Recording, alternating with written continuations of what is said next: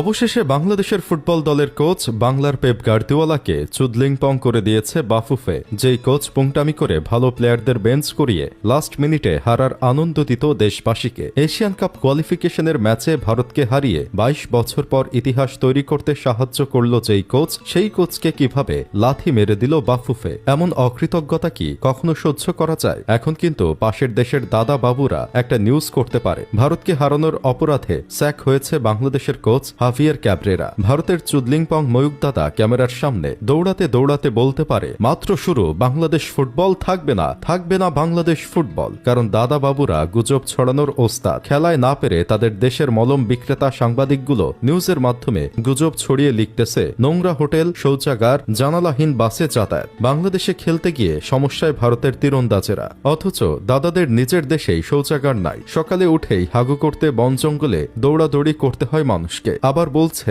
২২ বছর পর ভারতের বিপক্ষে জিতে বাংলাদেশের দর্শকরা উত্তাল, কটাক্ষের শিকার হচ্ছে ভারতের খেলোয়াড়েরা। অথচ এই ধরনের কোনো কাজই হয়নি এখনো বাংলাদেশে। এই কারণেই বললাম, দাদা বাবুরা চাইলে এই কোচের ব্যাপারটা নিয়েও এমন গুজব ছড়াতে পারে, কারণ তাদের দেশে ভালো নিউজের চেয়ে গুজব নিউজেই বেশি ভিউজ পায়। তবে যাই হোক, আমরা আমাদের চুদলিংপং কোচের কাছেই আবার ফিরি। এত ম্যাচ ড্র আর হারার পরেও তাকে স্যাক করা হয়েছিল না, কিন্তু ভারতের বিপক্ষে এমন জয়ের পরেও তাকে কেন স্যাক করা হলো? বেচারা তো এখন আফসোস করতে করতে ঘেমে যাবে আর বলবে, ম্যাচ জেতার চেয়ে তো তাহলে হারাই ভালো ছিল। আমার কষ্ট হচ্ছে এখন আমাদের দেশের সেরা কোচ হাভিয়ের ক্যাব্রেরার অনুপ্রেরণায় সবচেয়ে বাজে প্লেয়ারদের রেগুলার স্টার্টিং এ খেলানো দেখতে পারবো না। এক গোল দেওয়ার পর ডিফেন্সিভ মুডে খেলে ম্যাচের ১২টা বাজানো দেখতে পারবো না। লাস্ট মিনিটে গোল খেয়ে হারার স্বাদটাও নিতে পারবো না। লর্ড প্লেয়ারদের জন্য মায়া হচ্ছে, তাদের কি হবে? এসব কিছুর চেয়েও আমরা সবচেয়ে বেশি মিস করব আমাদের বাংলা পেপ গার্দিওলার মাথাটা, কারণ তার মাথার মতো একটা এক্সট্রা স্টেডিয়াম আমরা হারাতে চলেছি।